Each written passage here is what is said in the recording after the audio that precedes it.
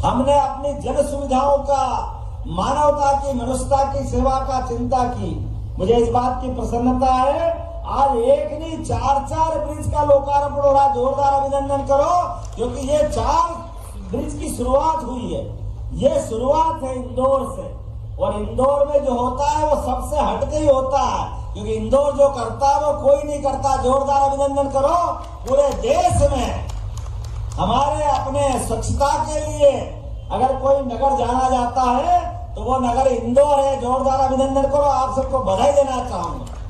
ये मालवा पे कोई नजर नहीं लगेगी भाई साहब, किसी ने नशे का काम किया जिला प्रशासन छोड़ेगा नहीं। प्रदेश सरकार गंभीर है, किसी हालत में प्रशासन के लोग ठोस कार्रवाई करे, सरकार उनके साथ। जो अवैध काम करे उसके खिलाफ हमको सबको खुल करके काम करने की आवश्यकता है, और अपनी सरकार पूरी छूट देती है। आवागमन के साधन नहीं थे, अलग अलग गांव, टप्पे, बस्ती, पहाड़, जिंदगी जहां मौका मिलता वो अपना रास्ता बनाती थी।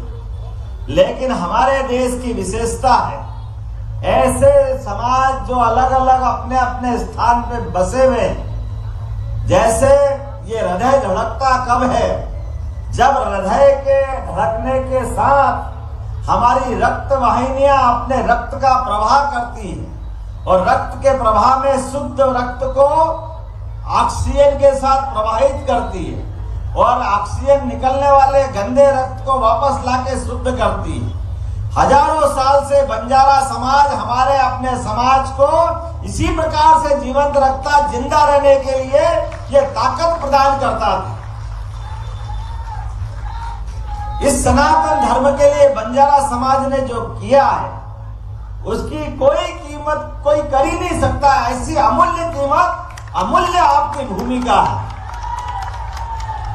आने और जाने के क्रम में कई बार कई कष्ट होते हैं, कई प्रकार के अवरोध, कई अवरोध आते हैं बीच में, लेकिन सारे अवरोध समाप्त करते हुए सदैव बंजारा समाज ने अपने हिंदू धर्म की पताका लहराने का काम किया। मैं आपको बधाई देना चाहता हूं। सरल शब्द में बताते हैं कि हमारे अपने इस देश का मूल चरित्र ही इस देश के साथ साथ मानवता की स्थापना करने वाला है, और मानवता की स्थापना करने में ये पूरे ये देश वो देश नहीं, पूरी वसुधा की जय करने वाला हमारा दर्शन है। और उस दर्शन में हमारे सारे संत वृंद जो 4 जयकारा लगाते हैं, उस चारों जयकारे में सब कुछ समायोजित हो जाता है। उसके लिए कहते हैं, मानवता की जय करने के लिए बोलते धर्म की और अधर्म का, प्राणियों में और विश्व का। अब ये वसुधा हुई कि नहीं, विश्व का कल्याण हो के। हमारे अंदर, दिलों के अंदर कोई बंधन नहीं है। बंधन अगर है तो हमारे संस्कारों के, हमारी संस्कृति के, जिसके कारण से हम अपनी भारतीय संस्कृति की जय जयकार करते दिखाई देते हैं। हमने कभी किसी देश पे कब्जा नहीं किया, लेकिन हमारे देश के ऊपर कोई आंख उठा के देखे तो ये भी मंजूर नहीं है। नरेंद्र मोदी जी के नेतृत्व में ये बदलते दौर का भारत है, हम इस बात के लिए जाने जाते हैं।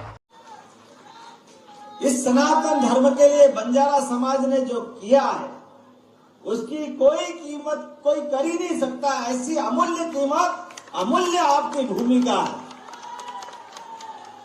आने और जाने के क्रम में कई बार कई कष्ट होते हैं, कई प्रकार के अवरोध, कई अवरोध आते हैं बीच में, लेकिन सारे अवरोध समाप्त करते हुए सदैव बंजारा समाज ने अपने हिंदू धर्म की पताका लहराने का काम किया। मैं आपको बधाई देना चाहता हूं।